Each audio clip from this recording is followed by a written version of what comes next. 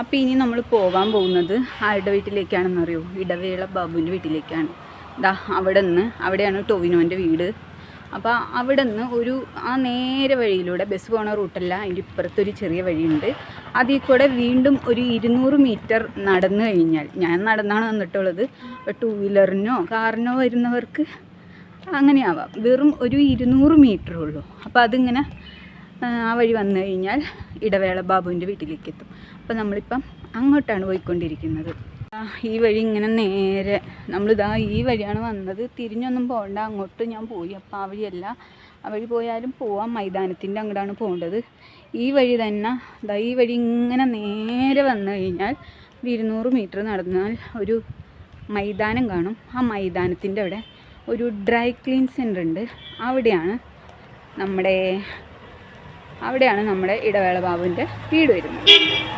എവിടെ മൈതാനം അന്വേഷിച്ച് നടക്കുകയാണ്. മൈതാനം കണ്ടവരുണ്ടോ?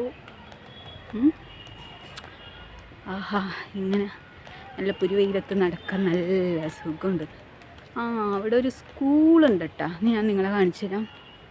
ആ വഴി ഇങ്ങനെ കയറി ഒരു 100 മീറ്റർ വരുമ്പോൾ ഒരു സ്കൂളുണ്ട്. ഈ സ്കൂളിൻ്റെ മൈതാനമായിരിക്കും ഉദ്ദേശിച്ചത്. അമ്പട മൈതാനമേ ഇവിടെ കിട്ടി. അപ്പോൾ ഗൈസ്, എൻ്റെ ബാക്കിൽ കാണുന്നതാണ്, ആ പച്ച കാണുന്നതാണ് മൈതാനം എന്ന് പറയുന്നത്. അതൊരു സ്കൂൾ ഗ്രൗണ്ടാണ്. ആ വഴി ഇങ്ങനെ കയറി വരുമ്പോൾ ഈ വഴിയിലോട്ട് കയറി വരുമ്പോഴാണ് നമ്മുടെ ഇടവേള ബാബുവിൻ്റെ വീടെന്ന് പറയുന്നത്. ഇപ്പോൾ ഞാൻ തൊട്ട് ഫ്രണ്ടിലാണ് നിൽക്കുന്നത്. ഇടവേള ബാബുവിൻ്റെ വീടിൻ്റെ ഫ്രണ്ടിൽ തന്നെയാണ് നിൽക്കുന്നത്. വീട് കാണിച്ചു തരാം. അത്ര വലിയ വീടൊന്നുമില്ല.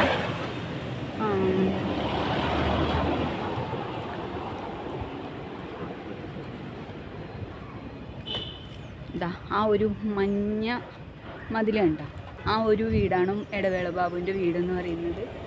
ഇവിടെ സ്മാർട്ട് എന്ന് പറഞ്ഞിട്ട് ഈ വണ്ടികൾക്കിടെയൊക്കെ കർട്ടൻ അടിക്കില്ലേ, ആ ഒരു കമ്പനിയും കൂടി ഇവിടെ ഈ വീടിൻ്റെ ഫ്രണ്ടിലുണ്ട് കേട്ടോ. അത് അവരുടെ തന്നെയാണെന്ന് തോന്നുന്നു. അവരുടെ തന്നെയാണ്.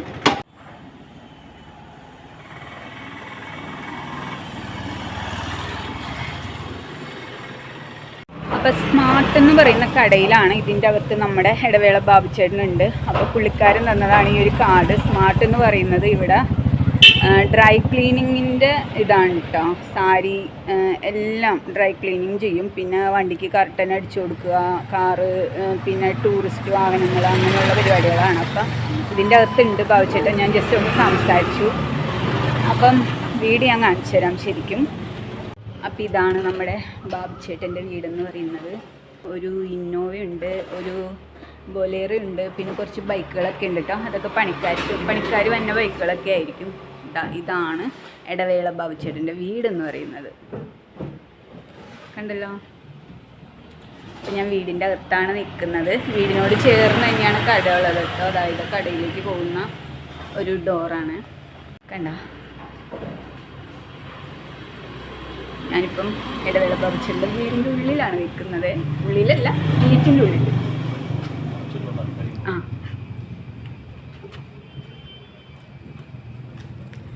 അപ്പം ഞാൻ വിശദമായിട്ട് ഈ മുറ്റമൊക്കെ ഞാൻ കാണിച്ചു തരാം. വീടിൻ്റെ ഉള്ളിലേക്കൊന്നും നമ്മൾ കയറുന്നില്ല.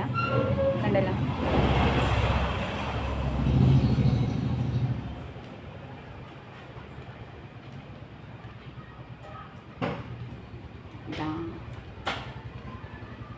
കണ്ട, ഈ വണ്ടി കണ്ട, സ്മാർട്ട് എന്നാണ് എഴുതി വെച്ചിരിക്കുന്നത്.